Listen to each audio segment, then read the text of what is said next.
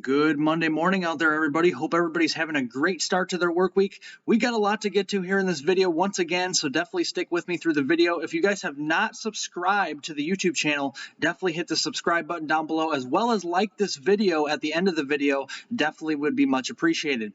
So good Monday morning, everybody. We do have an upgrade here. The Storm Prediction Center has upgraded North Dakota and parts of Montana to an enhanced risk, a level 3 of 5 for later today here, and also kind of expanding that slight risk farther to the east here across northern Minnesota, northern Wisconsin, and the UP of Michigan as well as we head into later this afternoon and this evening, and kind of that marginal risk here still from central Montana all the way down to northwestern lower Michigan as well. We have a marginal risk here extending along the I-95 corridor here in the New England region, and then a smaller marginal risk across north central Mississippi and northwestern Alabama as well.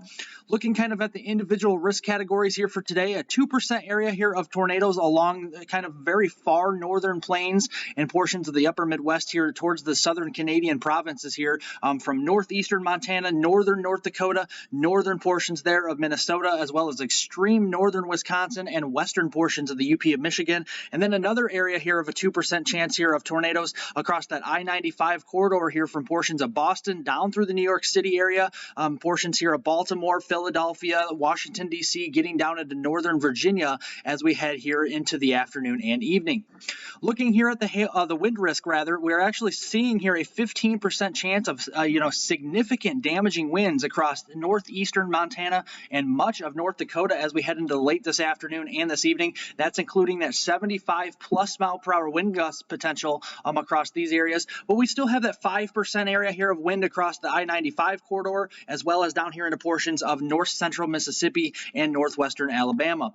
Looking kind of at the hail risk here, we got that 30% chance of some large hail that could be over 2 inches in diameter across northeastern Montana, getting into northwestern portions of North Dakota as well, and then kind of extending farther to the east with that 15% chance of some large hail up to 2 inches in diameter across northern portions there of Minnesota, including the Arrowhead of Minnesota, as well as portions there of Lake Superior, extreme northern Wisconsin, and western UP of Michigan as well.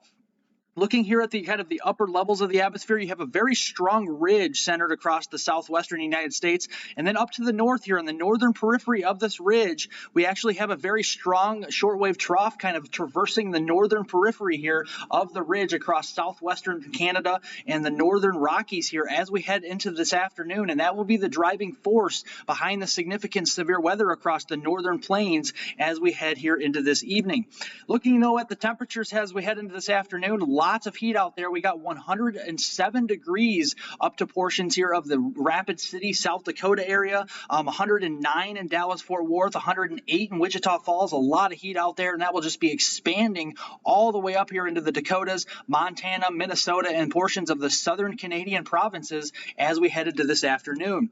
But looking kind of up at the northern plains here, kind of getting your bearings on what you can expect here later this afternoon. Very quiet through much of the morning hours and through the early and mid-afternoon hours, but once we get to around 2, 3, 4 o'clock this afternoon, we'll start to see some storms start to fire up across eastern portions of Montana, getting down here into northeastern Wyoming, and these will really start to grow upscale here into kind of a broken line of storms that will kind of move to the east-northeast across portions here of southern Saskatchewan, as well as northeastern portions there of Montana into western North Dakota, bringing that threat for 75 plus mile per hour winds and 2 inches or larger of hailstone potential as we head into Monday evening here this evening. And then this will continue to kind of move off to the east in the overnight hours. Look at the return here on the HRRR model here, showing some very robust hail signatures even on the model run here across portions of northern North Dakota.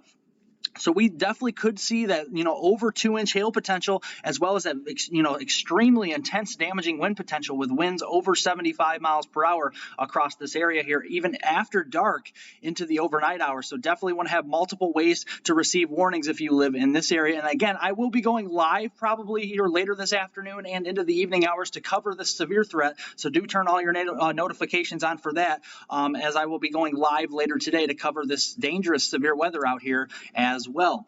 But looking kind of at the dynamics with why this is all coming together, looking here kind of at the most unstable cape out there, you can see all the way up to around, that 4,000 joule per kilogram range here in these purples. So a lot of instability here, some, strong to locally extreme instability, especially across North Dakota as we head into the late afternoon and early evening. And we do have that shear out there. The bulk shear values here are actually pretty decent here, especially when combined with that strong and locally extreme instability up to near 4,000 joules per kilogram. The bulk shear values are actually into that, 50 to 55 knot range in some of these areas. So definitely want to heed the warnings here, as these storms could also be moving very quickly as well here through the evening hours.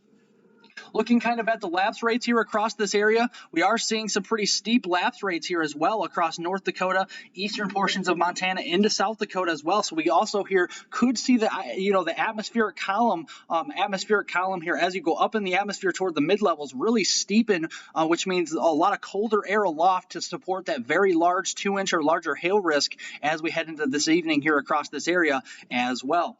Well, looking at that marginal risk here across portions of the I-95 corridor into later here this afternoon as well, kind of some scattered showers and storms here widely scattered across the I-95 corridor here west of New York City as we head into that 3-4 o'clock time frame. But as we get toward after dinner, some of these storms might be making it over toward the New York City area, down through portions of Washington, D.C., the Baltimore area, as well as getting down towards Philadelphia here as well as we get into that evening hours here this evening. And then as we move into your Tuesday, again, the beat does go on. We have a very active week of severe weather. We got that slight risk across portions there of extreme northeastern North Dakota, northern portions of Minnesota, including the Arrowhead of Minnesota, the UP of Michigan, as well as much of Wisconsin as we head here into that Tuesday time frame. A couple marginal risk areas, one across the Front Range of the Rockies here, just a smaller area into southeastern Colorado, and then a smaller area of a marginal risk across portions of Maine, including the Caribou area, getting down into portions of northern New Hampshire here in northern Vermont and far northern New York State as we head into that Tuesday afternoon time frame. Looking at the individual risks here across these areas, a 2% chance of tornadoes across north central Wisconsin and the western UP of Michigan here as we head into Tuesday afternoon and evening, and that 15% chance there as well of that, in that slight risk zone of some damaging winds, and that hail threat as well at 15% across these areas in portions of northern Minnesota, much of Wisconsin, and the western UP of Michigan on that Tuesday afternoon and evening time frame.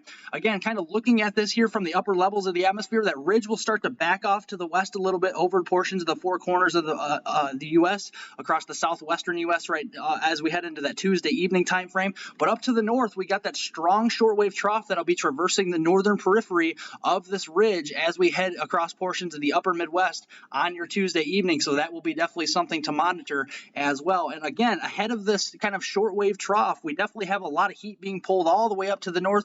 Temperatures here up to near 112 into portions of Wichita Falls, 107 in the Dallas-Fort Worth area, 108 in Tulsa here, 106 up towards portions of Wichita, Kansas. So definitely a lot of heat just expanding to the north, 96 up towards portions of Minneapolis, St. Paul as well as we head into that Tuesday afternoon time frame here tomorrow.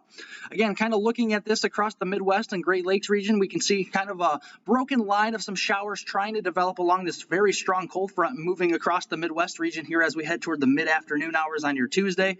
As we get towards late afternoon, still not seeing much on the radar, but as we get towards after that dinner time frame, we'll start to see kind of a line or a broken line of storms developing across north central Wisconsin and then trying to develop a little farther south and west here along that cold front into southwestern Wisconsin, and maybe eastern Iowa might get a storm or two as well. But I think the main mode of severe weather on Tuesday will mainly be damaging winds and large hail. However, an isolated tornado with some of that low-level shear will be possible here across especially northern Wisconsin and into portions of the UP of Michigan, kind of more in proximity to the kind of low-level spin with that shortwave trough across those areas.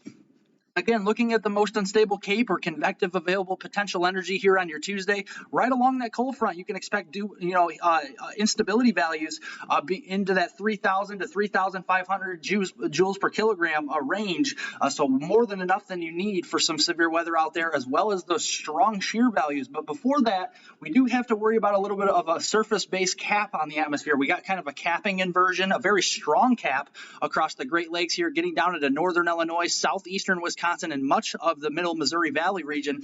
And this might actually hinder some of the storm development along this cold front here. Even though this cold front has strong lift with it, it has strong convergence with it as well. It just does not have the dynamics farther to the south with the strong cap in place here into northern Illinois or eastern Iowa or even northern Missouri to really get much in the way of storm development on that Tuesday afternoon time frame. But we do have that stronger shear, and the shear is there, especially across portions of the upper Midwest into Wisconsin and Minnesota during this time frame here on that Tuesday afternoon time frame. So that's why the Storm Prediction Center does have that slight risk across these areas during that time frame. But even on Wednesday, as this shortwave trough continues to move east, as the cold front continues to move east, that's where we have that slight risk across portions here of eastern Ohio, much of portions there of western Pennsylvania, getting into far western portions there of New York State, getting down here into West Virginia, northern and northeastern portions of Kentucky, a marginal risk extending here from western New York State down through central portions of Pennsylvania, through the Charleston, West Virginia area, all the way down towards portions of Lexington, Kentucky, as we head here into that Wednesday afternoon and evening time frame. Again, looking at the upper levels of the atmosphere, we do have a strong ridge kind of centered across the four corners here into the southwest United States. That shortwave trough will continue to traverse the northeastern periphery here of this ridge, starting to weaken a little bit on Wednesday, but still having enough punch with it for lift and convergence here for the severe weather as we head into the eastern Ohio Valley and western New England as we head into that Wednesday afternoon time frame. But again, a lot of heat out there. 110 is the forecasted high there in Wichita Falls, 107 in Dallas-Fort Worth, 108 in Tulsa, potentially up to 100 degrees into portions near the Joplin area here in Missouri, even some lower 90s all the way up here into portions of the Columbus area, Cincinnati here, getting into the Indianapolis area, and even Chicago, Illinois, still at 90 there on Wednesday, July 20th. So definitely a lot of heat expanding, and it's not just limited to the east here. We got a lot of heat out west as well. Phoenix getting up to near 110 here, some heat getting up towards portions of Boise, Idaho, near 100 degrees as we head into that Wednesday afternoon time frame. So timing this out using the NAM model across the eastern Ohio Valley into the western New England region, you can see kind of along that cold front some storms trying to develop across portions here of the southern Great Lakes here on your Wednesday afternoon around 3, 4 o'clock.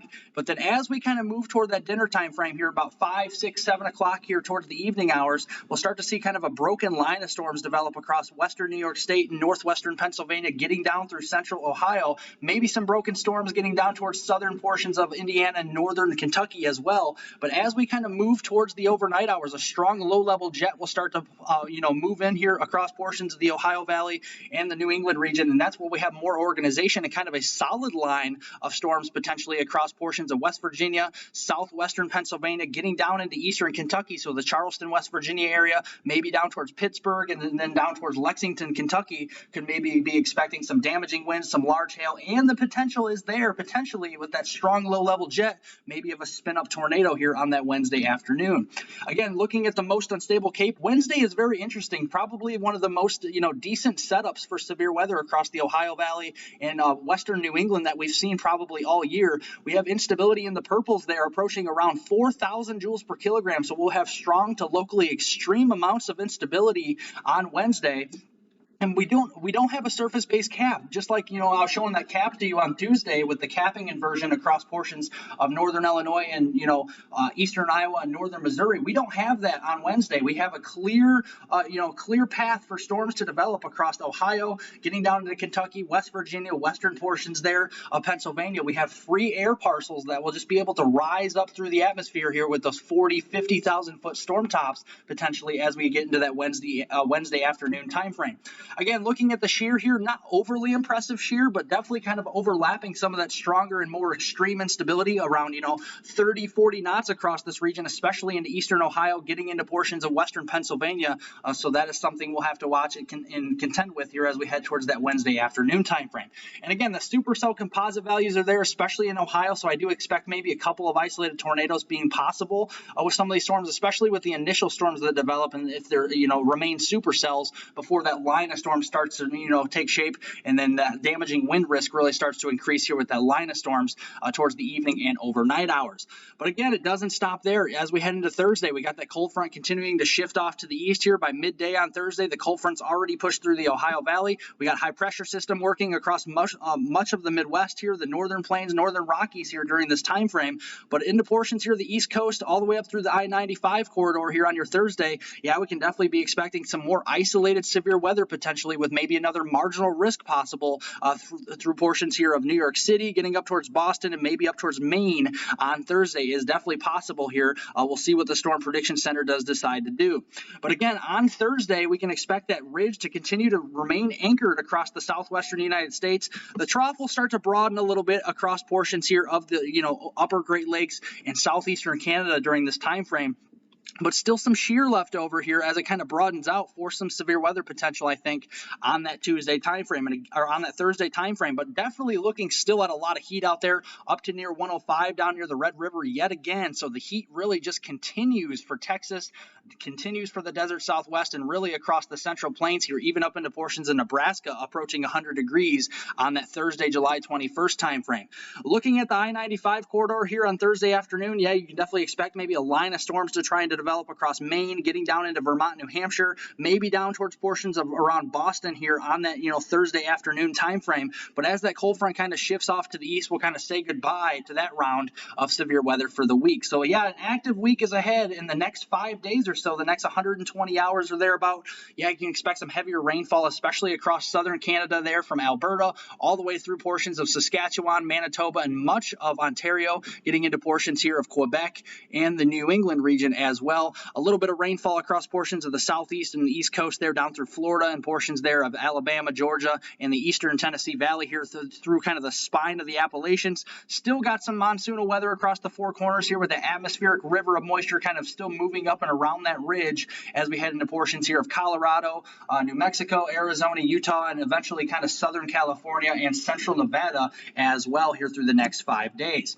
But thereafter, we're still watching a very active severe weather pattern still kind of looks, to take shape across the northern U.S. and the Great Lakes here as we move towards next weekend. Again, this is your Friday time frame where we're seeing that ridge start to broaden out. A lot of heat expanding to the east, expanding a little farther to the north, and that will just kind of continue as we head towards that Saturday, the 23rd time frame here of July as well, towards next weekend. So we'll definitely have to watch this. And the Climate Prediction Center 6 to 10 day temperature outlook here from July 23rd through the 27th time frame, is likely to even almost certainly above average across portions, especially centered on Oklahoma, North Texas, and much of the Central Plains and portions of the Tennessee Valley as well. A lot of heat covering most of the contiguous United States here through that July 23rd through the 27th time frame. And again, underneath that ridge, you have a lot of sinking air, not a lot of rising air. So you have a lot of dry weather still continuing across much of Texas, Oklahoma, Kansas, and much of the middle Missouri Valley, and a lot of dry weather across the Pacific Northwest as well. The exception will be the monsoonal weather continuing across portions of Arizona here, maybe southern California, southern portions there of Nevada around the Las Vegas area, getting in towards portions there near Salt Lake City and just south of there, and then maybe portions of Colorado, Arizona, and like I said, New Mexico as well. And then a little bit of above normal precipitation across the I-95 corridor here into portions of New England, getting into the southeastern portions there of the Great Lakes as well during that July 23rd through that 27th time frame. And again, looking at the temperatures here on your Friday, July 22nd, a lot of hundreds out there widespread across the central and southern plains here, and that just continues here on that Saturday time frame here as well. And even on Sunday here, July 24th, a lot of expansion of that 100-degree heat getting all the way up into portions of Missouri here, potentially near the St. Louis area, maybe some mid to upper 90s across portions of Nebraska, Iowa, and maybe getting into central Illinois as we head in towards that Sunday, July 24th time frame as well. But kind of concerning the kind of convective trends here with kind of the models here as we move a little closer to the weekend time frame, we have a little piece of energy trying to move on shore here from the Pacific Northwest and into southwestern Canada as we head towards that Friday the 22nd time frame, and that will round this in the northern periphery of this ridge as we head into that time frame as well, and then kind of make its way over towards the upper Midwest and western Great Lakes, I think, as we move towards that Saturday, July 23rd time frame. And that will set the stage for some pretty strong instability ahead of that here. We have the northeastern periphery of all this heat. We have all that instability starting to build here with some cooler temperatures aloft. And that's what the GFS model is actually very bullish on the 0Z run here, showing instability up to near 5,000 joules per kilogram across much of the Illinois Valley, getting back into the eastern portions of Iowa, northern Missouri, into portions there of the Ohio Valley as well. And this is on your Friday time frame. But even on Saturday, still showing that 4,000 to to 5,000 joule per kilogram here, kind of instability footprint across portions here of the Illinois Valley, getting into those same areas here in the Ohio Valley as well. And just to the north of this gradient of the instability is where we can expect all that convection and maybe the potential for a derecho as we head into next weekend. So that is something to watch as well. Looking at the different individual models and what they have to say here as well, moving into that time frame. Again, this is on Saturday night, the July 23rd into the July 24th time frame next weekend. The GFS model, the American model, is actually continuing to show a signal for kind of an MCS or mesoscale convective system somewhere across the western Great Lakes or Midwest here as we move in towards that Saturday night into Sunday morning time frame. And actually, the European model has even a bigger signal for this across portions here of maybe Iowa, northern Illinois, much of Wisconsin, and the lower Michigan as well, maybe as far east here as the Toronto area, getting into southeastern Canada. So we definitely have to watch this if you live in the Great Lakes, the Ohio Valley, or even portions here of the Midwest as we head into that Saturday, Sunday time frame here as well across these areas. So that is considered, that is what we're looking at for the severe weather, at least for the next, 7 to 10 days or so. But looking at the tropics here, we got trouble in the tropics across portions of the eastern Pacific Basin.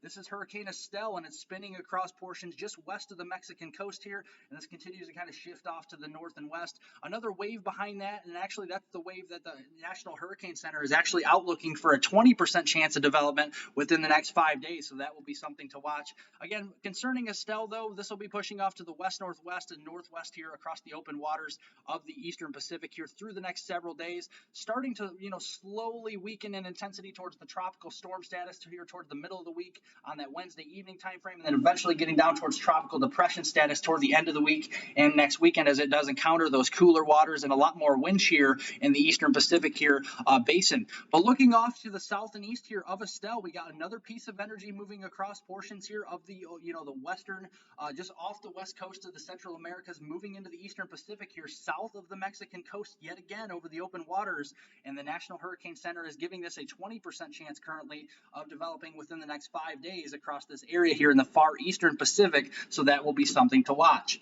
But moving over to the Atlantic here, again, we got that very strong high pressure system really dominating across the central Atlantic right now. We got all these waves coming off Africa. In fact, a very strong wave coming off Africa as a kind of an open wave right now, but with the strong kind of flow kind of clockwise around this high pressure system, this is actually going to be steered more towards portions here of South America in the southern, Atlantic basin toward the southern Caribbean with time as well. So again, this may spell trouble again here longer down the line for the eastern Pacific as we kind of head towards the middle and the next couple of weeks here in July.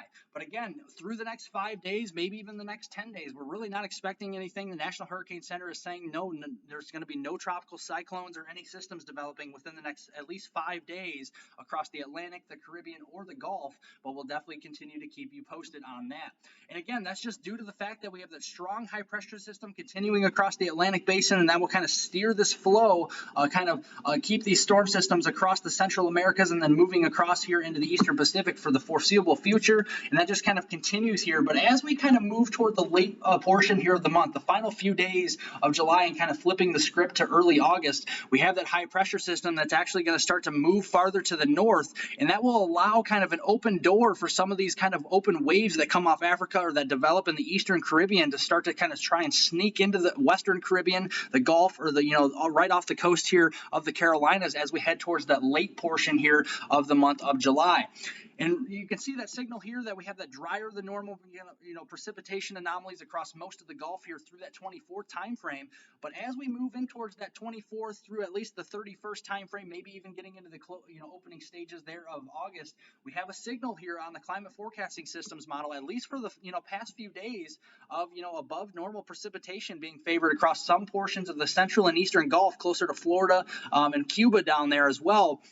And even the Bahamas here as we kind of get closer toward the very end of this month. And that just kind of continues across the southeastern United States, up the East Coast, potentially off the Carolina coast as well, and even into portions of the northern, Gulf of Mexico as we head through that, the 31st of July, going through the first week in August there through the 7th of August as well. Still have that signal for the monsoon weather, and that's some good news here, some beneficial rains across the southwestern United States continuing through the first week there of August as well.